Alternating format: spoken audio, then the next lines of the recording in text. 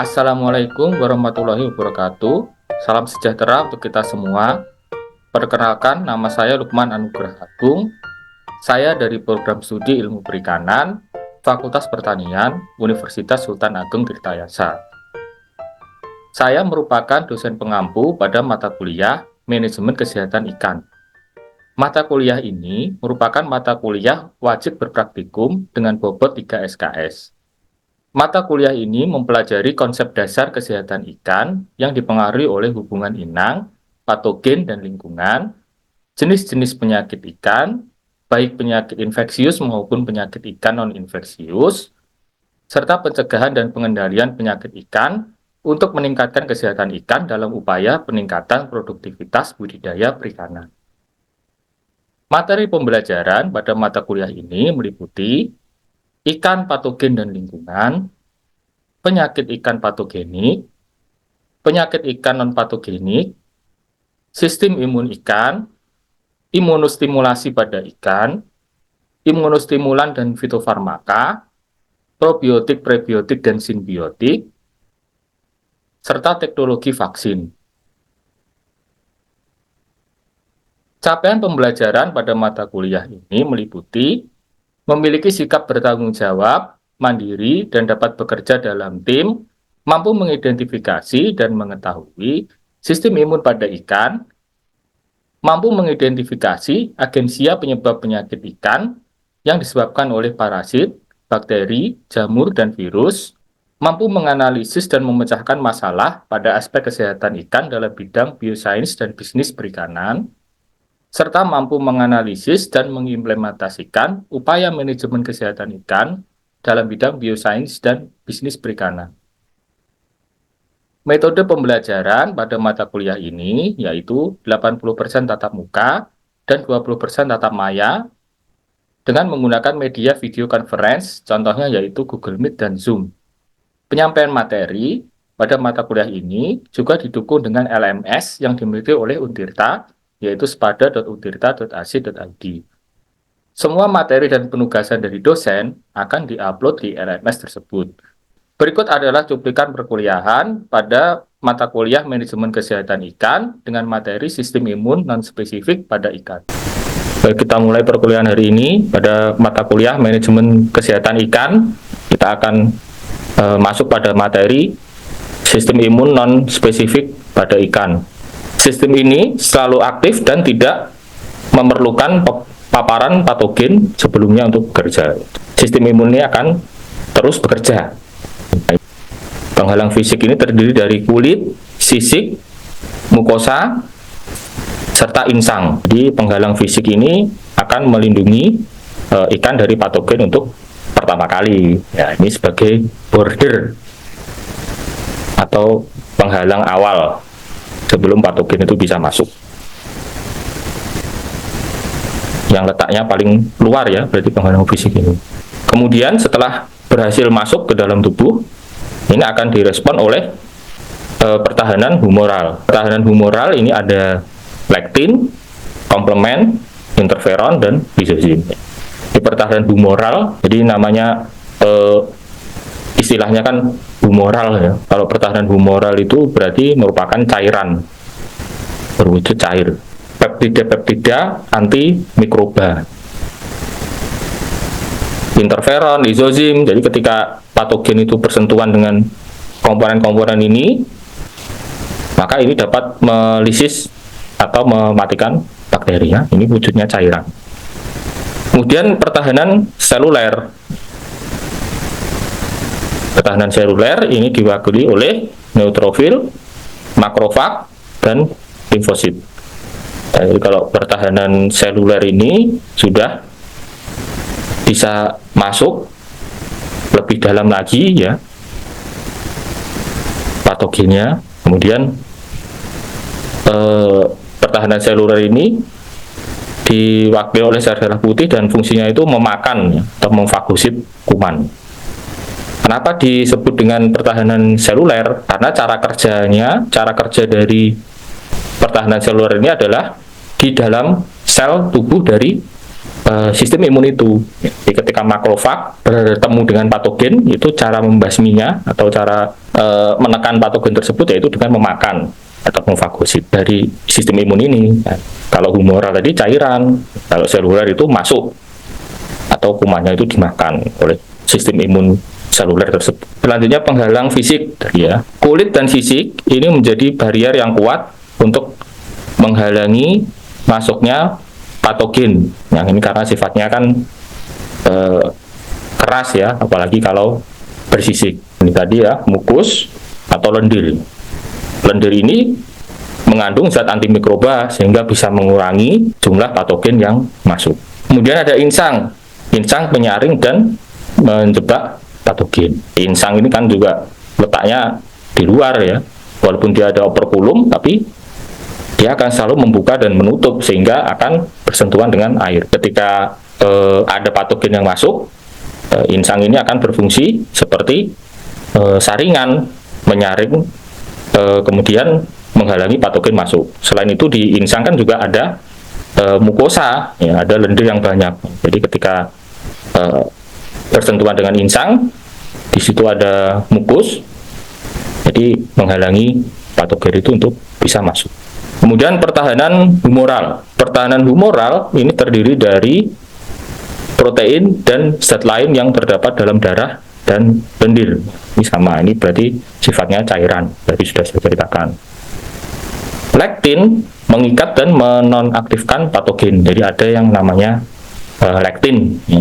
Lektin ini juga salah satu sistem pertahanan humoral. Ini bentuknya juga cairan. Komplement adalah sistem protein yang bekerja sama untuk membunuh patogen. Jadi komplement itu kalau di sistem imun itu disimbolkan dengan C. Ada C1, C2, C3. Dan ini punya jalur-jalur untuk menonaktifkan patogen. Ada jalur klasik, jalur yang lain. Kemudian ada interferon. Interferon adalah protein yang diproduksi oleh sel yang terinfeksi virus dan menginduksi respon antivirus di sel lain. Interferon ini spesifik untuk menanggulangi penyakit virus. Ketika ada virus yang masuk, maka sel-sel darah putih tadi ada neutrofil, ada makrofag. Ini ketika menangkap virus ya atau memfagosit virus, maka dia akan menghasilkan interferon. Interferon ini akan merangsang sel darah putih lain, makrofag, neutrofil untuk datang ke tempat terjadinya lokasi itu. Jadi sistem imun yang bekerja akan lebih banyak. Jadi membantu mengalokasikan sistem imun untuk datang ke tempat terjadinya infeksi, sehingga ketika sistem ini bekerja, penyakit virus tidak bisa menyebar ke seluruh tubuh ya, karena di tempat terjadinya infeksi itu, di tempat terjadinya penyakit itu, si sistem imun non spesifik ini ya, sel darah putih, makrofag itu sudah banyak yang berada di situ, sehingga bisa menanggulangi penyebaran penyakit. Kemudian lizozim. Lizozim adalah enzim pencernaan yang diproduksi oleh sel fagosit dan digunakan untuk membunuh patogen yang difagositosis. Ya. Jadi ketika ada proses fagositosis, maka patogen yang masuk di dalam sel tersebut, sel fagosit tersebut, ini akan dibunuh atau dihancurkan dengan molekul lizozim ini. Kemudian interleukin adalah protein yang dihasilkan oleh makrofag dan limfosit untuk aktivasi imunitas. Jadi interleukin itu ada banyak. Ketika sel darah putih memakan patogen tersebut, ini akan menghasilkan interleukin. Interleukin itu fungsinya juga banyak. Ada yang untuk mengarahkan patogen ke tempat, ada yang untuk mengarahkan sistem imun ke tempat terjadinya penyakit itu, ya, ke tempat adanya patogen. Kemudian ada juga yang menginduksi panas tubuh, gitu. Tapi kalau di ikan itu tidak ada ya, kalau di manusia itu ada. Jadi interleukin ini seperti senyawa untuk koordinasi antar sistem imun. Ada juga interleukin yang fungsinya untuk mengarahkan antibodi untuk menuju ke tempat lokasi infeksi. Jadi ada bermacam-macam fungsinya, ada interleukin 1, interleukin 2, interleukin 3. Itu ada banyak dan memiliki fungsi yang berbeda-beda. Pertahanan seluler. Tadi sudah kita bahas mengenai pertahanan fisik, kemudian pertahanan humoral, kemudian ini adalah pertahanan seluler. Dalam pertahanan seluler ini diwakili oleh sel-sel fagosit. Ya, tadi yang saya cerita, sel fagosit itu merupakan bagian dari sel darah putih. Kalau di pembelajaran sebelumnya ya di SMA begitu kan,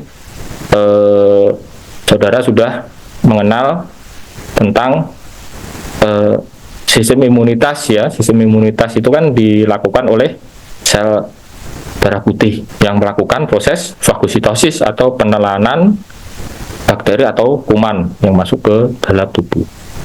Nah, jadi sel fagosit ini adalah sel darah putih yang menelan dan mencerna patogen ya. Ini sistem pertahanan seluler. Kenapa diistilahkan sebagai pertahanan seluler ya? Karena bakteri atau jamur ya atau virus yaitu akan ditelan atau dimakan oleh sel-sel fagosit ini, seperti contoh pada gambar itu.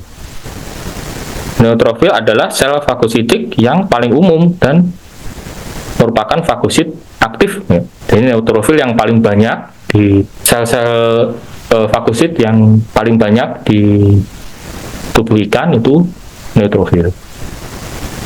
Kemudian makrofag adalah sel fagosit besar yang tinggal di jaringan. Jadi kalau makrofag itu bisa ada di peredaran darah dan juga bisa masuk ke dalam jaringan. Kan organ target dari patogen itu kan banyak ya, misalnya di hati, kemudian di otak, di ginjal. Nah ini makrofag ini bisa keluar dari sistem peredaran darah dan masuk ke dalam jaringan tersebut ya, untuk menghancurkan atau menelan patogen. Kemudian limfosit adalah sel fagositik yang terlibat dalam respon imun adaptif dan ini adalah reseptor-reseptor dalam sel-sel fagosit yang bekerja untuk mengenali patogen. Ini contoh dari fagositosis ya. Jadi fagositosis itu adalah penelanan patogen oleh sel fagosit. Di dalam bakteri itu ada di luar tubuh bakteri itu ada yang namanya PAMP ya atau PAM, patogen associated molecular pattern atau PAM. Di sekitar sini ada PAM ya atau reseptor yang akan dikenali atau bagian dari bakteri yang akan dikenali oleh sel fagosit. Di sini ya, ini gambarnya yang titik-titik ini ya. Nah, ini reseptornya. Reseptor fagosit akan mengenali bagian luar dari bakteri tersebut dan membedakan antara sel tubuh dari bakteri tersebut dengan sel tubuh yang asli. Jadi ini ketika sudah dikenali oleh reseptor maka akan ditelan ya, masuk ke dalam bagian yang namanya fagosom ya, dalam sel fagosit. Kemudian untuk menghancurkan kuman tersebut atau bakteri tersebut ya, maka akan terbentuk fagolisosom ya, terbentuk fagolisosom dan di dalam fagolisosom ini lisosom akan masuk ya. Lisosom itu terdiri dari lisosim. Jadi di dalam fagosom akan masuk lisosim. Ketika lisosim sudah masuk maka akan hancur. Ya. Terbentuk fagolisosom. Kemudian fagolisosom ini akan menghancurkan patogen ini ya. Contohnya sudah hancur, bakteri yang sudah mati. Itu begitu cara kerja sistem imun non spesifik ya, yang diwakili oleh pertahanan seluler oleh fagosit. Baik, terima kasih. Ini akan saya tunjukkan video ya mengenai proses fagositosis, sehingga dengan adanya video ini diharapkan saudara dapat memahami ya bagaimana proses fagositosis itu. Multicellular organisms, phagocytosis is an immune defense mechanism used to remove pathogens and cell debris. It is a non-specific defense mechanism and involves specialized cells such as neutrophils and macrophages. Nah, ini ya, jadi di dalam tubuh makhluk hidup seluler, fagositosis berfungsi untuk memfagosit kuman ya, sehingga patogen itu tidak dapat berkoloni atau tidak dapat menyebarkan toksinnya ke tubuh ya. Jadi dimakan sehingga bakteri atau patogen ini tidak bisa berkembang biak. Phagocytosis consists of several stages. Chemotaxis of phagocytic cells to the place of injury. Chemotaxis is a process by which phagocytes leave the bloodstream and migrate to the affected tissues. Nah, ini ketika ada patogen yang sudah bisa masuk ke dalam jaringan ya, maka makrofag akan keluar dari sistem peredaran darah. Ini gambarnya kan, ini makrofagnya. Tadi kan makrofagnya di dalam sini ya, kemudian dia akan mendekati patogen tersebut karena ada reaksi kemotaktis ya. Tadi kan ada reseptor-reseptornya ya, atau bagian-bagian dari permukaan sel fagosit, dan ada bagian dari permukaan patogen ya. Kalau bagian luar dari permukaan patogen itu PAM tadi ya, patogen associated molecular pattern ya. Kalau yang di luar permukaan dari sel fagosit itu PRRS ya, patogen recognition reseptor. Ya, jadi ketika dua-duanya ini saling mendekat begitu ya, maka akan ada proses kemotaktis di situ atau kemotaksis, sehingga makrofag ini bisa mendekati patogen ya, seperti gambar. Phagocytes bind to the surface of the Ini gambarnya. Cytoplasmic extensions called pseudopods start to form and surround the pathogen. Nah, ini kemudian dimakan ya, setelah itu masuk ke dalam pseudopod dari makrofag. Ini gambarnya. Pseudopods fuse at the distal, forming the phagosome. Nah, ini kemudian dimakan, masuk. Ketika masuk ke dalam tubuh makrofag ya, ini terbentuk fagosome. Jadi kalau fagosome itu masih di dalam tubuh saja. Kemudian setelah masuk ke dalam tubuh, maka akan terbentuk fagolisosom. Kalau di fagolisosom itu sudah ada komponen-komponen lisozimnya, sehingga ketika bersentuhan dengan lisosom, patogen ini akan hancur. Baik, saya buka termin tanya jawab ya, bila saudara ingin ada pertanyaan silakan.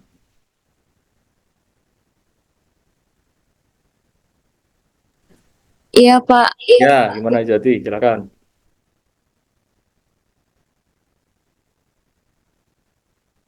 Ada pertanyaan? Sistem imun non spesifik? Belum ada yang mau ditanyain sih Pak. Nanti kalau ada tanyain lagi. Baik. Maaf ya Pak. Ya. Assalamualaikum Pak, saya Muhammad Farhan Sodik, ingin bertanya. Farhan, silakan. Kalau ikan... Farhan ya? Iya Pak. Ya, Farhan, silakan.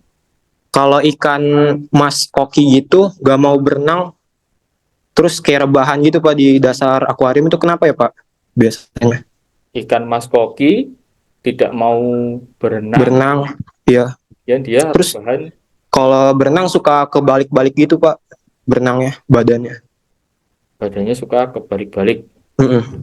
Nah, Kenapa itu Pak? itu sudah eh, lama atau tidak sakitnya atau gimana? Atau Udah lama sih Pak. jadi penyakit ikan itu kemungkinan bisa ada dua ya, penyakit infeksi dan penyakit infeksi. Tadi ikan mas koki bisa berenang terbalik tadi ya. Seperti itu karena sistem koordinasi dari mas koki itu sudah terganggu ya. Kalau sampai betul-betul terbalik ya, berarti itu ada bakteri yang sudah masuk ke dalam otak dari ikan mas koki tersebut. Itu mirip seperti dengan ikan nila. Ikan nila kan juga ada ya yang seperti itu karena serangan bakteri Streptococcus agalactiae. Jadi kalau ikan itu kalau sudah sampai terlihat gejala klinis yang seperti itu ya, berenang berputar, kemudian borok,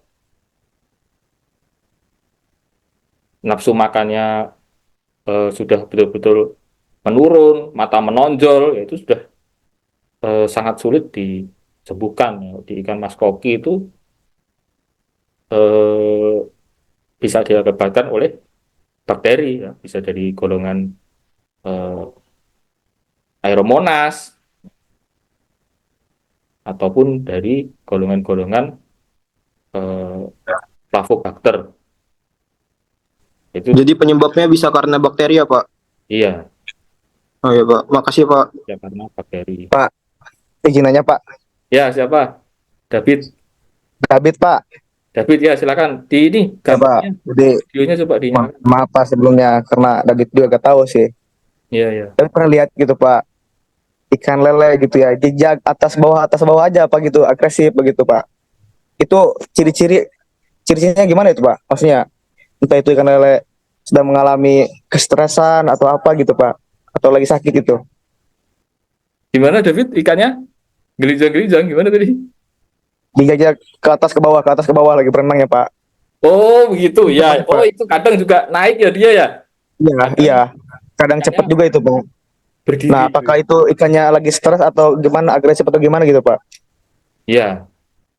Jadi sebenarnya kalau ikan lele itu ke atas, ke bawah, ke atas, ke bawah, atau ikan-ikan jenis lain ya, itu suka berenang seperti itu karena di permukaan air itu oksigennya kan lebih banyak. Jadi berarti pasti ada gangguan di tubuh ikan lele itu, sehingga dia tidak bisa mendapatkan oksigen di kolom air. Jadi kan kalau ikan lele itu kan di renangnya itu di kolom air ya, bahkan dia kadang itu juga di dasar, pokoknya di sekitar kolom air. Ya, dia tidak bisa lagi mengambil oksigen di dasar atau istilahnya itu dia harus dapat oksigen yang tinggi karena kelainan atau kerusakan jaringannya. Jadi dia ke atas. Itu bisa diakibatkan oleh eh, adaptasi, ya, adaptasinya yang kurang baik, ya, sehingga sistem imun tubuh itu lemah, metabolismenya terganggu, dan juga bisa diakibatkan oleh penyakit bakteri. Jadi kalau sudah ada bakteri kan, insang lele juga diserang. Kemudian sel-sel darah dari ikan lele ini juga bisa berkurang jumlahnya. Hemoglobin bisa berkurang. Sehingga akhirnya dia akan ke atas. Karena dia membutuhkan oksigen yang lebih banyak. Ini karena eh, kelainan atau kerusakan dari metabolisme lele tersebut ya, yang tidak normal lagi. Mungkin itu, Iya, Pak. David. Tapi itu berdasarkan kolam bioflok gitu, Pak. Karena kan itu kan pasti oksigennya banyak kan dari aerator-aerator gitu. Nah, kadang si ikan lele itu cepat gitu, Pak. Ke bawah, ke atas, ke bawah, ke atas. Jadi jig-jag gitu. Itu pengaruhnya apa, Pak? Sedangkan itu di kolam bioflok begitu. Nah, itu banyak atau tidak? Perlu dicek lagi. Banyak, Pak. Sekitar, semisal kita tebar benih di kolam bioflok itu Hmm. 700 gitu, Pak. Banyak itu Pak yang loncat-loncat ke atas itu. Itu Apakah ada bakteri atau apa itu Pak di kolam tersebut? kalau sudah seperti itu biasanya mungkin vlognya ya, sistemnya juga yang kurang baik ya. Mungkin kualitas airnya juga sudah memburuk ya, karena kan vlog kan harus dijaga terus ya ininya, padatan vlognya itu kan harus dijaga terus, kemudian tidak boleh terlalu banyak atau tidak boleh terlalu sedikit ya. Kalau vlognya itu sudah terlalu tebal ya itu juga harus dibuang ya vlognya. Jadi kalau tidak dikelola dengan baik, kualitas air ini juga akan terganggu di situ. Kan kalau banyak organisme vlog yang mati, ya ini kan juga nanti berakibat pada oksigen yang rendah, karena oksigennya dimanfaatkan oleh eh, bakteri-bakteri atau organisme-organisme pembusuk di dalam kolam tersebut. Ya, selain itu Paling juga paling mungkin dari airnya kali Pak ya, kadar air yang ya ada di kolam betul, tersebut bermasalah betul. kali Pak ya. Jadi dari air ini betul-betul dijaga, ya harus dicek DO-nya gitu ya. Kemudian tan ya, barangkali naik ya. Di bioflok kan sistem yang itu betul-betul sistem intensif ya, sistem intensif yang kaitannya dengan bakteri itu harus dijaga CN rasionya berapa. Pasti itu juga terkadang ada permasalahan. Tapi kalau itu betul-betul bagus, bisa bekerja dengan baik, tentunya juga akan bisa menghasilkan peningkatan produksi budidaya yang sangat signifikan. Ya, begitu, David. Iya Pak, makasih. Tapi boleh nanya lagi gak Pak? Ya, boleh, silakan. Itu tadi yang pertama sih Pak. Yang kedua adalah gimana sih Pak gitu Pak cara budidaya ikan lele supaya 1 bulan itu kita langsung panen gitu Pak. Bisa nggak Pak? Kalau 1 bulan agak sulit, mungkin 1,5 bulan. Itu caranya ya diterapkan manajemen kesehatan ikan yang baik. Jadi kalau itu salah satunya ya. Dan yang lain itu eh, komponen-komponen sistem budidayanya juga harus dijaga dengan baik. Nutrisi itu juga harus tercukupi semua. Kualitas air, kalau itu tidak dijaga dengan baik kan penyakit akan timbul. Ya, dan penyakit itu kan efeknya banyak. Ada yang buat ikan itu kuntet, nggak besar-besar. Kemudian ada yang buat ikan itu sakit. Banyak sekali metode-metode yang digunakan. Ya. Biasanya kalau ingin ikannya cepat besar, ya, maka yang perlu diperbaiki adalah nutrisi yang dibutuhkan oleh ikan tersebut, dan tentunya kita juga harus mempertimbangkan kesehatan ikannya.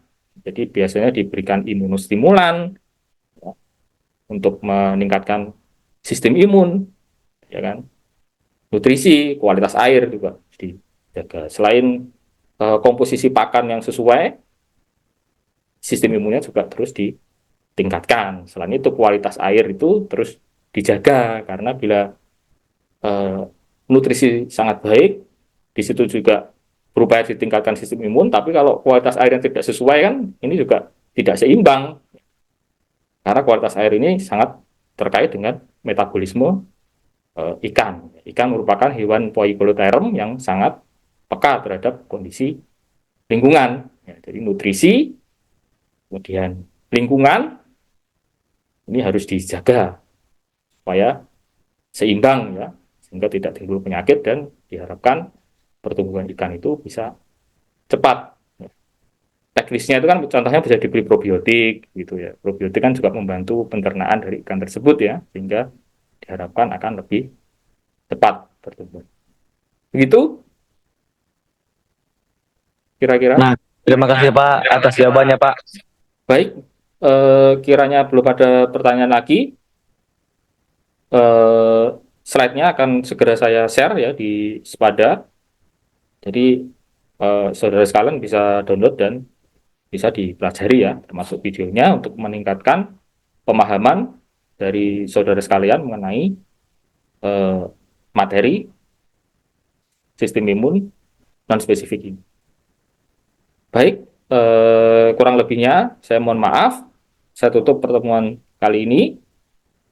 Wabillahi taufiq wal hidayah. Wassalamualaikum warahmatullahi wabarakatuh.